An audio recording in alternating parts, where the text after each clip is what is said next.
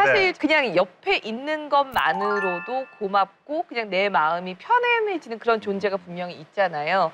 오늘은 이제 이분의 마음속에 그분의 이야기를 한번 저희가 들어볼까 해요. 우리 송수식 박사님의 이야기 박수로 청해드리겠습니다. 박사님, 20년 전 먼저 떠난 아내가 4번이나 나를 살렸다. 와, 벌써 20년 전이야. 와우. 제가 57학번이에요. 어떡하고? 내가 이 얘기를 한 이유는 예과 2학년 58년부터 집사람하고 연애를 했어요. 그래서 한 6년 연애하다가 레지던트 1년 차 때 결혼을 했으니까. 근데 그때는 연애를 하는 게 뭐냐면은 다방에 가서 차 한잔 하거나 아니면 빵집에 가서 빵 하나 사 먹는 게 연애야. 근데 내가 돈이 있어야지. 맞아. 왜냐면 내가 구남매 중에 둘째예요. 아들 7, 딸 2인데 아버지가 생활비 붙여주시는데 동생들은 데리고 자취도 하고 뭐 일하는 아줌마가 있기도 하고 있는데 그 빵 하나 사 먹을 돈이 없는 거야. 근데 집사람이 연애를 하면서 그때 직장을 다녔어요. 그래서 그 돈으로 나 빵 다 사 먹이는 거야. 키우셨네. 그러다 이제 됐는데 참 기가 막힌 사연이 내가 의과대학 학부 3학년 때 학생 대입하다가 퇴학을 당했어요. 의과대학생이라고 사귀고 연애하고 좋아했는데 퇴학을 당한 거야. 2학기 때. 등록금 깎아달라고 반대운동하다가 퇴학을 당하자 내가 동대문 시장에서 아침부터 나가서 미역을 파는데 위탁 판매소라 그래서 맡기면 그 사람들 사는 거 난 옆에서 체크하는 거야. 파는 거. 그리고 위탁금 주는데 집사람이 나를 배신하지 않았어. 의사 안 돼도 좋다. 당신하고 나하고는 앞으로 결혼할 거 아니냐. 이렇게 돼서 그 고비를 넘겼는데 마침 동맹휴학을 해서 내가 복교가 됐어요. 그래가지고 의사가 됐는데 그때 그 고마웠던 그 마음, 내 흔들리는 마음을 잡아줬던 그 마음이 나한테 굉장히 고마웠던가 봐요. 그런데 이제 결혼해서 이제 애들 낳고 키우자는데 제가 방송을 꽤 오래 전부터 했습니다. 1979년 MBC 건강백과부터 방송 시작했어요. 이렇게 방송에서니까 방송자가 생기니까 유명해지지. 돈은 또 잘 벌어왔어. 그런데다 바람은 안 피어서 마누라인데 고마웠어. 그러니까 난 그것만 하면 최고인 줄 알았어. 남편은 무슨 1등 남편이야. 그런데 내가 이제 돈도 벌고 시동생들 다 장가 시집 다 가고 애들도 커서 이제 딸내미를 시집 보낼 입장이 딱 됐는데 집사람이 그때 좀 살만하니까 외국 여행을 갔다 오더니 감기가 그래서 감기인가 보다 했더니 진찰하는 의사가 나를 급히 남편 좀 불러오라 얘기야. 내 아는 친구야. 송 박사 좀 이상하다 이거. 왜? 췌장암 같은데 1월 달이.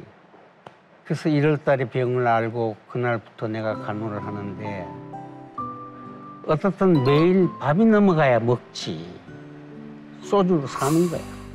소주 3병. 그땐 담배를 집안에서 다 태울 때예요. 담배로 3각. 그걸로 세는 거야. 그래서 10개월 간호하고 나서 하늘나라에 갔죠.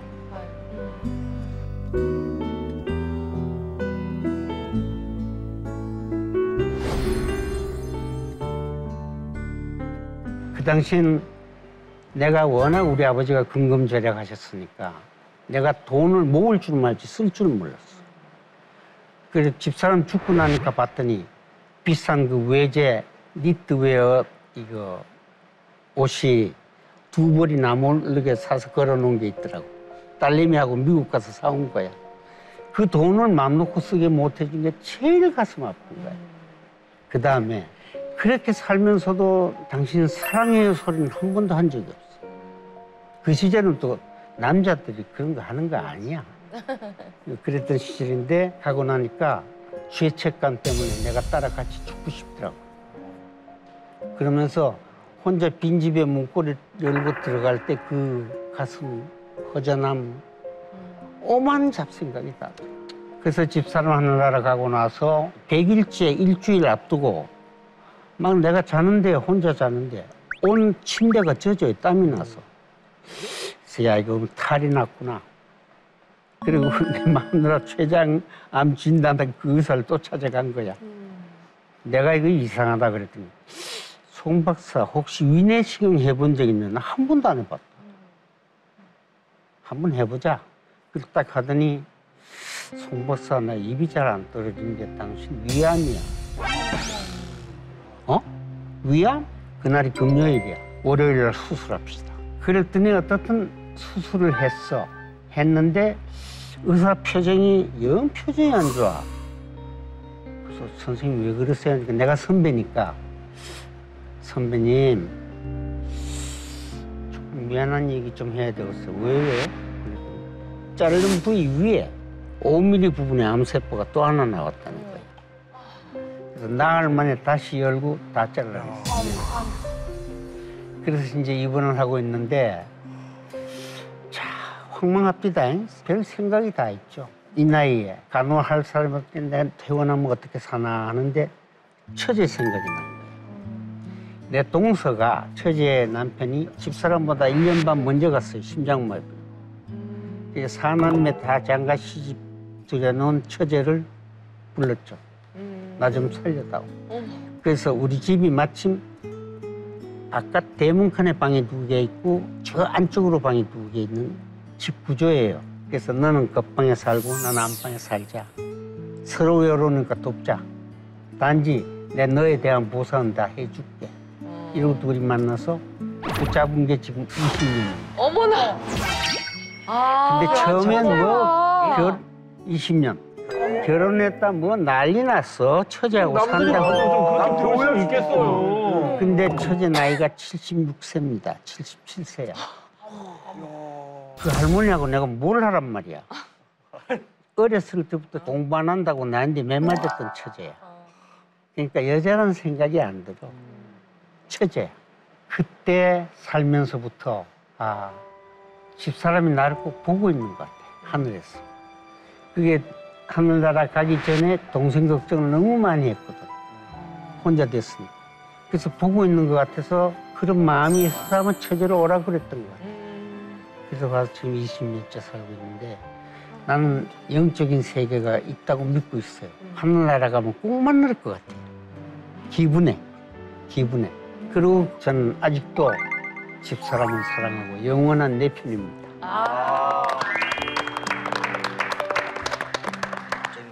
그런 게 있는 것 같아요. 가장 아쉬운 게 내 편이 옆에 있으면 모르지만 분명히 내 편인데 지금 내 곁에 없으면 너무너무 그게 아쉽고 괜히 서글프고 그러잖아요. 만약 과거로 다시 돌아가면 만날 수 없었던 지금 곁에 없는 내 편과 뭐 하고 싶은 거 있으세요? 저는 아버지한테 돈 많이 주고 싶어요. 아버지한테? 또 그거 하면서 왜 또 눈물을 흘리냐. 지갑에다가 한가득 채워주시고 싶구나. 다른 분들은? 많은 걸 보여드리고 싶은데 야인시대 때 받았던 상하고 네. 드라마 한 편 보여드리고 싶습니다. 아니 그 전에 돌아가셔서 이놈이 이제 연극하고 뮤지컬하고 뮤지컬하고 그럴 때 아버지가 객석에서 이렇게 보셨는데 네. 저는 무대 그 넓은 1,500, 2,000석짜리 무대에서 딱 가면 아버지가 오신 날 딱 들어가면 벌써 아버지가 모르겠어요. 뭐에 그렇게 하시는지 이거를 하셔. 객석이 앉아서. 객석에서 내가 딱 나왔는데 그러면 내가 나가도 아버지다. 그럼 여기 서갖고 이랬더니까 내가 무대에서 연기하다 말고 연기하다가? 아버지다 그랬어. 그리고 아버지는 정말 내 편인 게 뭐냐면 내가 우리 누나를 엄청 어렸을 때 괴롭혀. 네. 아침부터 막 때리고 막 꼬집고 막 이렇게 장난치면 누나가 야 하지마 준규야 하지마 계속 이러잖아. 그 아버지가 딱 그래 야 인마 하지마 이래야 되는데 저놈이 기지면 아침부터 이렇게 소리를 지르고 있어. 조용히 해! 그럼 우리 엄마가 아버지 무조건 내 편이야. 항상 준규야. 이름을 바꿨으면 좋겠다 그랬어. 술만 드시고 집에 들어오면 문 열면 여보 뭐 이래야 되는데 준규야 이러고 들어오셔. 그 당시 그게 친구였지. 그 아버지는 아들 하나, 누나 셋. 이러니 뭐 너무 좋아했지. 나 아버지 보고 싶어. 과거로 돌아간다면 좀 엄마를 보고 싶어. 우리 엄마는 내가 어릴 때 생일 때 어린이날 그러면 늘 우리 엄마는 한복을 입고 쪼그지고 양산을 들고 나를 이렇게 잡고 어디를 데려갔냐면 어린이 대공원을 데려간 게 아니라 동대문을 데려갔어요. 그때는 동대문이 되게 가고 싶은 동네였어. 그러면 동대문 가면 엄마는 늘 창가에 짜장면 집에 날 앉혀놓고 짜장면을 먹였어요. 그게 어릴 때 너무 기억이 나는데 내가 24살 때부터 돈을 벌기 시작해서 한 달에 그 당시에 800만 원씩 벌었어요. 밤업소가 한 군데 200만 원씩 받았으니까 네 군데 다녔으면 기본 800이잖아요. 엄청 번 거예요. 신인치고는. 그런데 그렇게 많이 벌은 내가 단 한 번도 엄마 손을 잡고 짜장면 먹으러 갔다. 짜장면을 먹으러 가지 않았던 거예요. 그 이런 사람 당시는 얘기를 들어야 돼요. 그 당시는 그게 그렇게 와닿지가 않았었어요. 여동생들 데리고 생각도 다녔어요. 못했지. 그쵸. 근데 지금 돌아보고 내가 나이가 먹고 애가 생기고 엄마라는 게 이제 그리우니까 사람 됐네. 아 내가 왜 그걸 못했을까. 그래서 사람 됐어. 저는 사실 귀신을 만나는 게 소원이에요. 진짜 엄마 진심으로. 귀신? 너가 왜 귀신 만나고 싶어? 그러면 내 너 소원 들어줄게. 나 소원 들어줘. 나 엄마 만나게 해줘. 내 소원은 엄마야. 엄마 짜장면 한 번 사주고 싶어서. 나는 지금 소원이 있다면 돈을 많이 버는 게 내 방송에 맡기지만 그게 아니에요. 저는 엄마 손잡고 엄마랑 같이. 엄마 한복 입고 내가 양집 안 창가에 엄마 앉혀놓고 군만두랑 짜장면 사드리는 게 소원인데 제가 그걸 못했어요. 그래서 과거로 돌아가면 돈을 그렇게 벌었어. 엄마 만나고 싶어요. 저는 엄마 돌아가실 때를 참 잊지 못하는데 임종은 제가 못 지켰어요. 그런데 엄마를 이렇게 지켜보면서 엄마의 일생이 과연 무엇이었을까? 엄마는 뭘 즐기면서 사셨었나? 이렇게 생각을 해보니까 엄마가 하고자 했던 거를 해본 적이 없으셨던 것 같아요. 그저 그냥 자식 때문에 희생하고 그리고 우리 엄마가 항상 했던 말이 뭐였냐면 그 어렸을 때도 항상 생각나는 게 오늘은 뭐 해 먹나 아침에 먹고 나면 점심이니까 점심 또 차려놓고 나면 저녁은 뭐 해 먹나 매일 이 말씀하셨던 게 그 뇌리에서 떠나지가 않는 거예요. 아, 엄마의 일생은 정말 엄마를 위해서 쓰신 게 없구나. 그러니까 내가 과거로 돌아간다면 엄마랑은 정말 같이 여행을 해본 적이 없어요. 근데 우리 엄마가 환하게 웃으셨을 때가 엄마가 폐기종이셨거든요. 그래갖고 이렇게 잘 숨을 못 쉬는데도 이 형제들끼리 이렇게 여행을 가서 모시고 가면 그렇게 한방 웃음을 지면서 형제들이 이렇게 모여있는 그 모습이 좋은 거예요. 그렇게 한방 웃음을 지면서 이렇게 그 힘든 모습에 쳐다봤던 그 눈빛이 아직도 잊지 못하는데 아, 내가 정말 엄마랑은 그 여행을 좀 많이 다녔으면 좋겠다. 엄마가 지금 살아계신다면 내가 시간을 내서 엄마 가고 싶은 곳, 엄마를 모시고서 그런 여행을 한번 많이 다니면서 대화를 좀 많이 나눴으면 좋겠다. 그런 생각 많이 들어요. 뭐 하실래요? 하면 별거 없어요. 맞아. 별거 아닌 건데 맞아. 지금 그걸 못 하는 거니까. 아니 저는 생각해보니까 엄마가 돌아가신 지 지금 7년이 돼가고 있는데 진심으로는 아직 엄마를 못 보내드렸고 이렇게 엄마 생각이 나면 안으로 그냥 꾹꾹 이렇게 자꾸 눌러놓고 그러고 있는데 생각하고 싶지도 않고 엄마 안 계시다는 게 이렇게 와닿지도 않고 그러는데 제가 어린 시절부터 이렇게 연예 활동을 하다 보니까 시간도 쫓기고 친구도 없고 너무 많은 사람들한테 노출되고 이러니까 그런 환경들이 너무 싫고 그래서 감정의 기복이 제가 굉장히 심했던 것 같아요. 그래서 사람들이 있을 땐 저기 할 수가 없으니까 엄마한테 그렇게 제가 신경질을 많이 다 부렸어요. 보였지. 엄마는 좁은 차에서 저를 늘 무릎에다가 머리 베게 하고 재우고 뭐 이러면서 다니면서 제가 너무 신경질을 많이 부리면 엄마가 되게 답답해서 돌아서서 뭐 그러시고 그런 때가 있었는데 정말 꺼내보고 싶지 않고 엄마가 돌아가시고 한 3, 4년은 뭐 너무 정신이 없고 힘들었고 그 다음에는 뭐 이렇게 추스리면서 지내려고 하는데 어느 날 보니까 제가 그냥 반 얼치기 같은 거예요. 나이는 되게 많은데 못 자라 있는 부분이 너무 많고 제 승질대로 안 되면 그냥 화부터 부리고 근데 이제는 뭐 크게 화날 일도 없고 좋을 일도 없고 뭐 그냥 감정의 뭐 90% 이상은 이렇게 날아가 버린 것 같아요.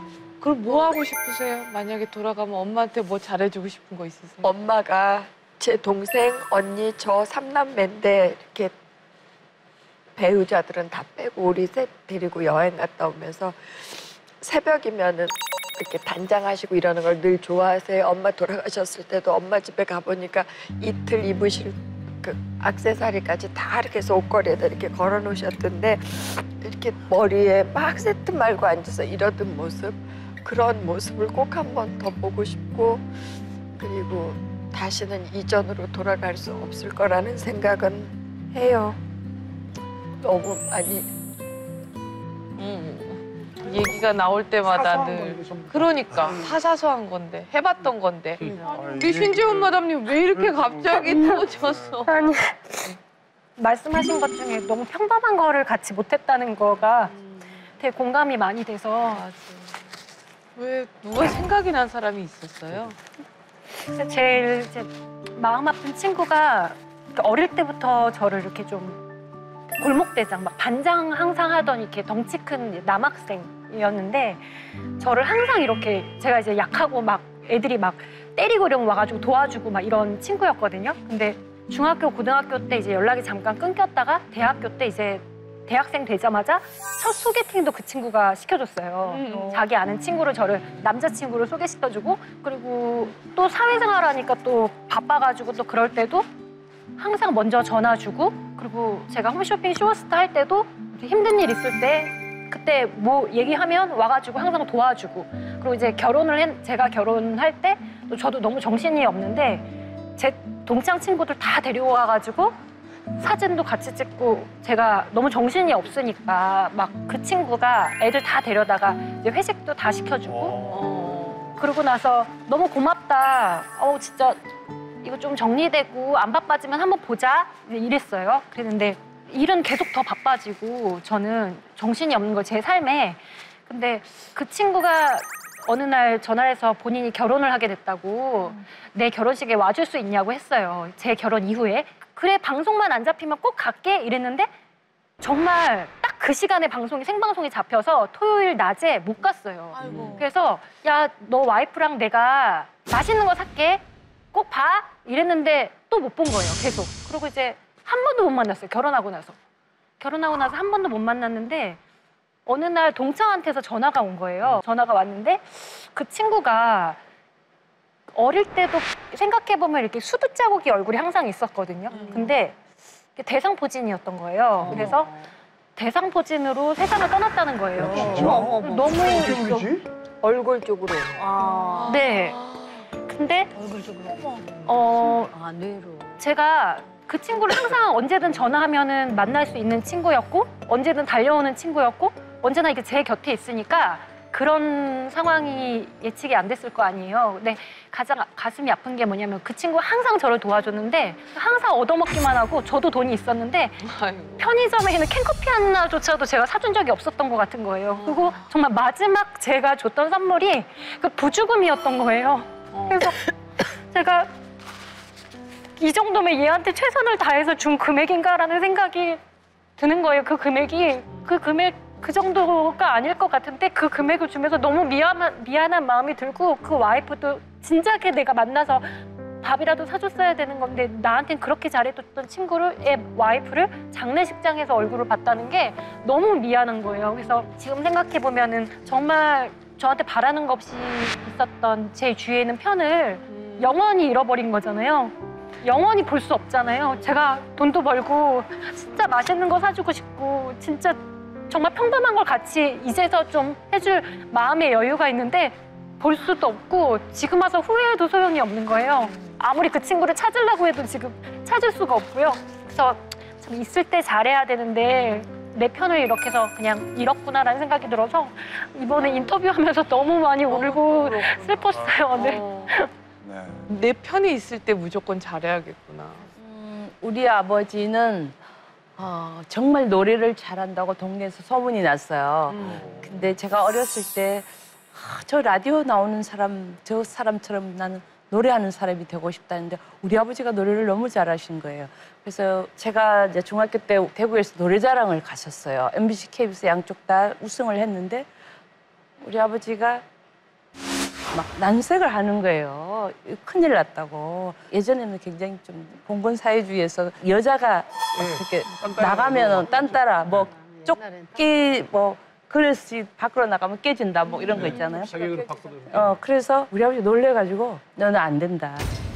너는 맞이고 저는 오남매 맞이에요. 그래서 동생들을 봐라. 얼마나 착하고 너만 지금 조용하면 우리 집이 조용한데 너가 가수 된다면 너가 가수 되는 길을 모른다. 니는 방송국에서 너 노래 잘한다고 오라고 하지만 내가 너를 데리고 갈 수 있는 그 소개를 시켜줘야 될 사람도 모르고 어떻게 해야 가수가 되는지 난 방법을 모른다. 울면서 너 제발 아빠 말 들으라. 그러니까 그러면 아버지 나는 노래 안 하면 죽을 것 같다고. 나 죽고 싶다고. 좀 협박식으로도 하고 우리 집 옥상에 가서 막 사춘기니까 눈물을 흘리고 안 되겠어요. 우리 아버지 내 편 만들기 위해서 제가 굉장히 노력을 했는데 결국은 제가 이제 20살 되던 해 아버지 나 1년만 하고 아버지 말대로 시집을 가라면 시집을 가고 학교를 가라면 학교를 가겠다. 그래서 약속을 했어요. 1년만 하고 돌아온다. 나 노래 1년만 하면 시큰하지 않을까. 그래서 1년이 채 가기 전에 우리 아버지가 갑자기 돌아가셨어요. 아이고. 어느 날 열이 난다고 그 밤에 이제 해열제 사 드시고 누워 계시는데 아침인데도 열이 안 식으니까 아침에 이제 응급실로 갔는데 진찰을 해보니까 내막염? 그래서 전 또 야간 업소 일하러 이제 저녁에 또 오후에 갔어요. 갔다가 아침에 전화가 오는 거예요. 기분이 쎄 하는데 아버지 돌아가셨다는데 저는 정말 어떻게 할 수가 없어요. 아버지 내가 노래해서 그런가? 뭐 미안해요. 아버지 미안해요. 아버지 미안해요.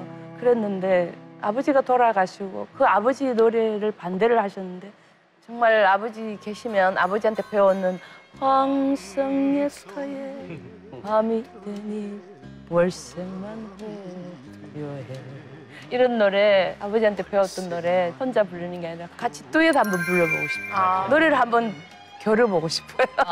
그러니까. 아빠의 한마디만 내가 할게. 예. 영원한 내 편은 우선 내가 내 편이 돼야 돼. 여러분들 그거 꼭 잊어버리지 마세요. 내 인생 아무도 대신 살아주지 않습니다. 맞습니다. 내가 나를 좋게 보는 내 편이 돼야 돼.